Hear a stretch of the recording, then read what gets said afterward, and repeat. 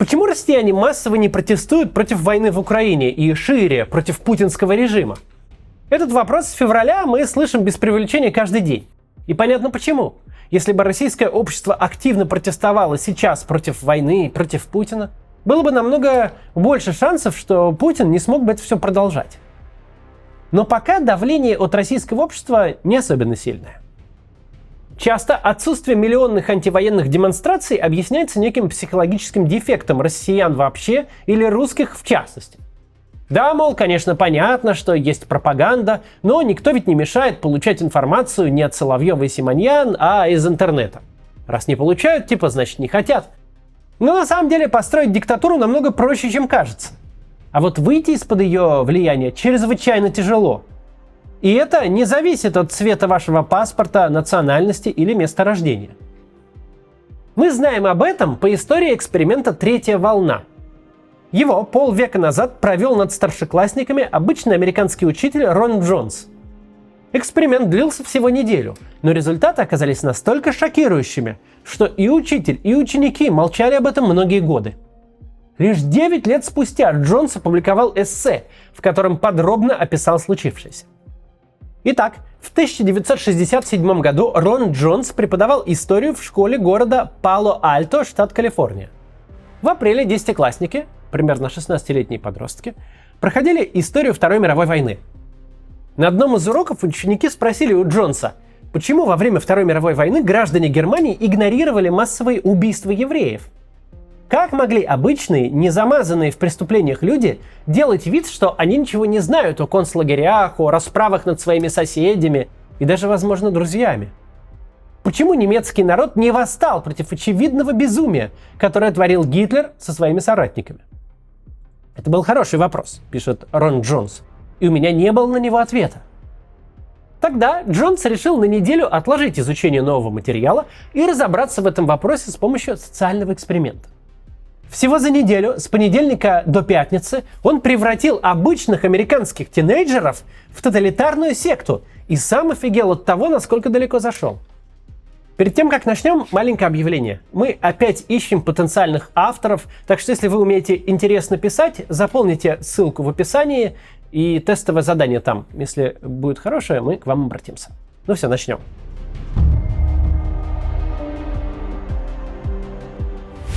Итак, понедельник. В понедельник Джонс решает объяснить ученикам основополагающий принцип нацистской Германии – принцип дисциплины. Он рассказывает им, что спортсмен, желающий преуспеть и завоевать медаль, должен тренироваться регулярно, упорно и дисциплинированно. Что балерина должна ежедневно отрабатывать сценические движения, невзирая на боль. Что ученый должен планомерно заниматься наукой, чтобы совершить открытие. Самоконтроль, сила воли, работа над собой – именно это ведет к триумфу. Чтобы закрепить мысль о силе дисциплины, Джонс приказывает классу сесть в определенную позу за партами. Ноги должны ровно стоять на полу, лодыжки вместе, колени согнуты под прямым углом, руки скрещены за спиной, позвоночник выправлен, подбородок опущен. Он объясняет ученикам, что правильная посадка помогает сконцентрировать волю. «Правда же вам теперь дышится легче? Правда же вы чувствуете себя лучше?» – спрашивает Джонс у класса. Они практикуют эту посадку снова и снова. Джонс ходит по классу и продирается к каждой мелочи. Он заставляет учеников выходить из класса, а потом быстро и бесшумно занимать свои места. Сначала это занимает 15 секунд, а к концу урока уже только 5. Джонса удивляет, насколько быстро студенты адаптируются к его требованиям. Тогда он идет еще дальше и вводит новые правила. Теперь ученики должны сидеть смирно, пока не прозвенит звонок. Они должны держать наготове карандаш или ручку. Студент, которому задан вопрос, должен встать рядом с партой и начать свой ответ со слов «Мистер Джонс», а сам ответ не должен быть длиннее 3 слов. Тех, кто соблюдает правила, Джонс хвалит. Те, кто правила нарушает, получают выговор.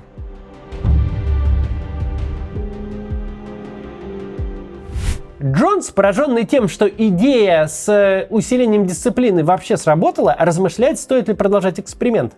Всю ночь он терзается вопросами, почему ученики подчиняются власти, которую им навязывают. Почему они не удивляются и не сопротивляются этому военному положению, и когда и как все это кончится. Но когда во вторник он входит в класс, то обнаруживает всех учеников сидящими в положении смирно. Большинство из них выглядят сосредоточенными и сконцентрированными. Ни намека на улыбку или на желание задать вопрос. Так что сомнения, продолжать эксперимент или нет, отпадают у учителя. Джонс подходит к доске и пишет на ней два лозунга: «Сила в дисциплине» и «Сила в общности». Он рассказывает классу о важности обоих тезисов, на ходу вспоминая истории своего спортивного и учительского опыта. Затем Джонс поднимает двух учеников и велит им повторять написанные на доске фразы.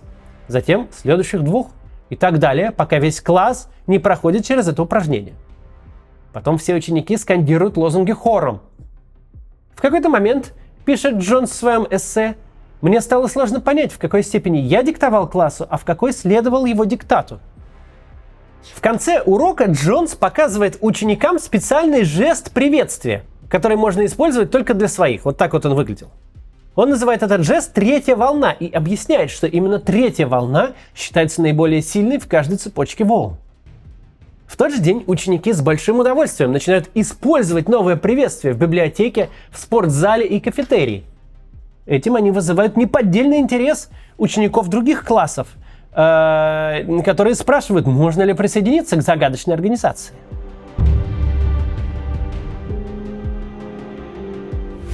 В среду с утра Джонс раздает ученикам специальные членские карточки третьей волны. Тем, кто не хочет участвовать в движении, он предлагает уйти, но никто не двигается с места. Наоборот, присоединиться к посвященным выражают желание еще 13 подростков из других классов. Теперь в третьей волне уже 43 ученика. 3 членские карточки помечены красным крестиком. Джонс объясняет, те, кто получил особые карточки, должны следить за порядком и докладывать преподавателю обо всех нарушениях. Лозунг среды – «Сила в действии». Имеется в виду действие на благо организации. Джонс рассказывает классу, что дисциплина и общность не имеют смысла, если ничего не предпринимать для их защиты и дальнейшего распространения. Чтобы еще сильнее сплотить учеников, Джонс поручает им разные задания. Кому-то приказывает разработать логотип третьей волны, кому-то следить за тем, чтобы не принадлежащие к организации подростки не могли войти в класс. От некоторых Джонс требует, чтобы они обучили как минимум 20 детей из младших классов новой посадке за партой, а также убедили их, что эта позиция наиболее подходящая для обучения. Некоторых участников третьей волны Джонс назначает вербовщиками. Их задача – вовлечь в движение новых членов. В школьных коридорах расставляют столы, над которыми вешают баннеры с лозунгами. Иногда настойчивые попытки вербовки приводят к конфликтам и даже дракам. Джонс объявляет правила приема в организацию. Новый участник должен получить рекомендацию от 2 членов движения и продемонстрировать знание устава и правил организации. Это объявление вызывает небывалый ажиотаж. Школьный повар решает испечь печенье в честь организации. Директор, встретив Джонса на педсовете, приветствует его жестом третьей волны. К концу среды в организацию принято более 200 студентов, и это сильно пугает Джонса. А еще больше его ужасает то, что он сам назвал лавиной стукачества. Джонс раздал 3 карточки с красным крестом ученикам, которые должны были следить за порядком. Но уже к вечеру того же дня он получил более 20 отчетов от различных участников организации. Аллан не отсалютовал, Джорджина отозвалась критически о третьей волне и так далее. Многие ученики по собственному почину стали контролировать исполнение правил и булили тех, кто, по их мнению, относился к эксперименту слишком легкомысленно. Одновременно среди учеников происходит переоценка достижений.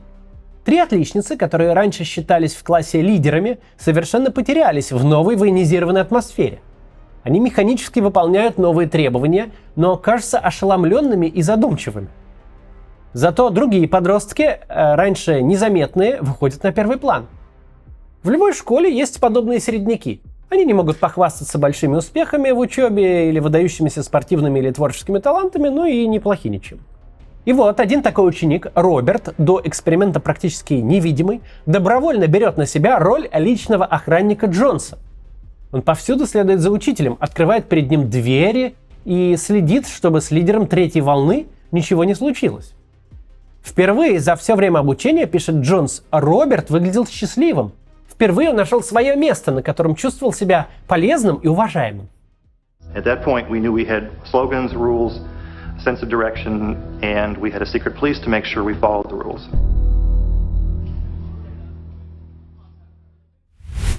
В четверг в класс к Джонсу явились уже 80 человек. Помещение забито до отказа, но все соблюдают строжайшую дисциплину, внимательно слушая каждое слово преподавателя. А он провозглашает следующий лозунг – «Сила в гордости». Сейчас прервемся на рекламу и продолжим этот наш рассказ. Дальше будет про то, чем ученикам предлагалось гордиться. Минцифры вовсю пытаются придумать, как вернуть айтишников в Россию. Но зачем им возвращаться? Сейчас программисты могут спокойно работать из любой точки мира, как и на российские, так и на зарубежные IT-компании. Также подумал и Андрей Петров, 37 лет, который раньше занимался фермерским бизнесом, а потом решил сменить образ жизни, чтобы больше путешествовать. Он изучил рынок труда и понял, что сейчас растет популярность ноу-кодинга. Это такой способ создания сайтов, мобильных приложений и чат-ботов без написания кода. Андрей выбрал школу CodeBreakers, где как раз обучают ноу-кодингу. Еще во время обучения он получил свой первый заказ на $1000. А сейчас Андрей думает о создании собственной IT-компании. Если вы тоже хотите получить востребованную IT-профессию, обратите внимание на школу CodeBreakers.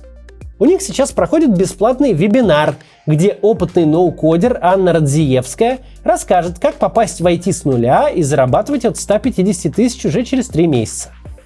Анна работала в Яндексе и Clean продакт-менеджером, запускала стартапы в США, Европе и России. На ее вебинаре вы узнаете, почему ноу-код сейчас самый перспективный и быстрый путь в IT, что нужно, чтобы освоить ноу-код за 3 месяца с нулевым опытом, почему ноу-код специалистам готовы платить от 150 тысяч рублей за проект, и как находить заказчиков по всему миру и зарабатывать в любой валюте.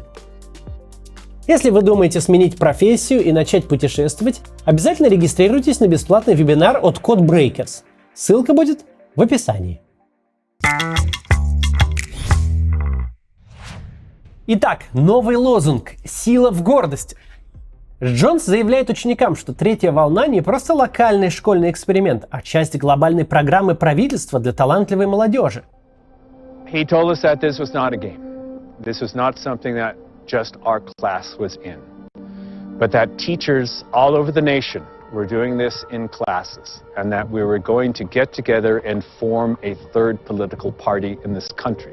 Those of you who left are the strong ones who will take this student movement forward. It is in fact a national movement. There's 1,025 other schools doing this right now, and in those days there was no internet, so there was no way to fact check him, and nobody, oddly enough, nobody asked him to prove it either. We trusted him. Or at least we weren't in a position to make waves.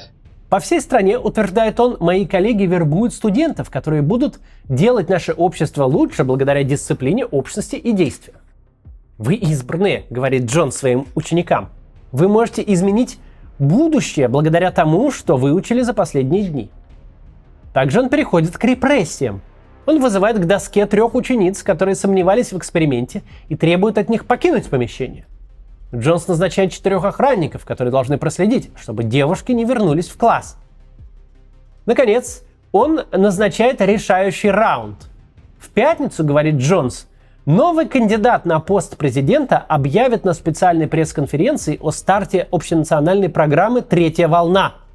Группы из 1000 школ со всей страны будут выступать в ее поддержку, и вам выпала честь сделать это от имени нашей школы. В пятницу, за 10 минут до полудня, все должны собраться в аудитории и быть готовыми продемонстрировать дисциплину и общность. Этот сбор только для участников третьей волны, и никто другой не должен знать об этом заранее.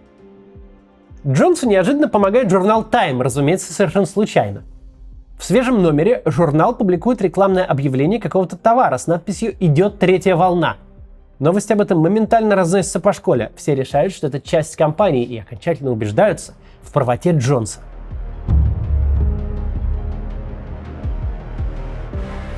Уже с половины 12-го пятницы ученики начинают стекаться в актовый зал. К полудню аудитория заполняется, нет ни одного свободного стула. Студенты сидят в полной тишине. С потолка свисают баннеры третьей волны. Джонс пригласил несколько своих друзей изображать журналистов. Они ходят по залу и делают фотографии. Он закрывает все двери и расставляет возле них учеников-охранников. Лидер третьей волны поднимается на трибуну. Перед тем, как начнется трансляция, говорит он, давайте продемонстрируем репортерам, чему вы научились. «Сила в дисциплине!» – кричит он. И хор из 200 голосов повторяет за ним «Сила в дисциплине!». Он делает это снова и снова, все громче и громче. И аудитория отвечает Джонсу гортанным криком «Сила в дисциплине!». В 12:05 Джонс выключает свет и включает телевизор. Но трансляция, похоже, еще не началась. На экране снег из помех. Несколько минут огромная аудитория смотрит на серую рябь, боясь вздохнуть или пошевелиться, но ничего не происходит. Между людьми и телевизором, пишет Джонс, происходило мысленное перетягивание каната. И телевидение побеждало. Напряжение растет. Наконец кто-то поднимается с места. Слышатся выкрики. Так что же, нет никакого вождя? Тогда Джонс выключает телевизор и обращается к собравшимся с речью. «Нет, — говорит, — никакой национальной программы «Третья волна». Вас обманули. Вами манипулировали. Вы ничем не лучше и не хуже жителей нацистской Германии. Вы решили, что вы избранные, что вы лучше других. Вы обменяли вашу свободу на удобство дисциплины и силового превосходства. Вы предпочли принять волю группы, а не отстаивать собственные убеждения. Многим из вас казалось, что вы участвуете во всем этом только ради развлечения и в любой момент сможете освободиться.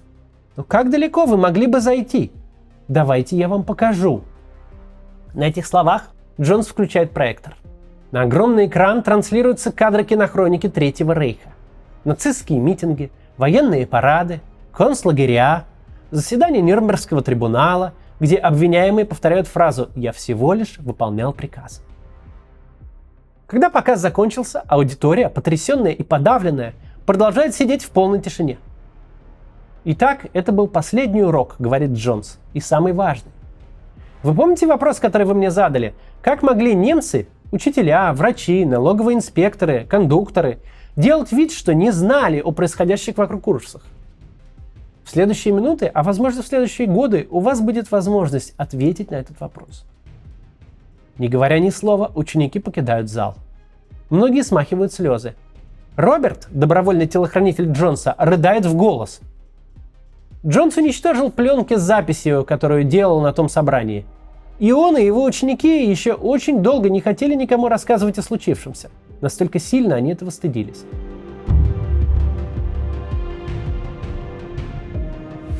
Что же показывает нам спонтанный эксперимент Джонса? Что любая группа людей может легко попасть под влияние пропаганды и манипуляций. Более того, чем больше эта группа, тем лучше работают подобные инструменты. Если бы Джонс пытался создать организацию из 3 человек, то, скорее всего, эксперимент был бы менее успешным. Все или большинство не могут ошибаться. Наверху не дураки сидят. Эти и подобные аргументы вы наверняка слышали, когда речь заходит, скажем, об оправдании войны в Украине. Так работает человеческая психология, человеческое сознание, затуманенное пропагандой. Я напоминаю, что происходили описанные мною события в 1967 году в Америке. Вторая мировая война буквально 2 десятилетия назад закончилась. Учащимся было по 15-16 лет. Они родились через считанные годы после ее окончания. Родители многих из них воевали.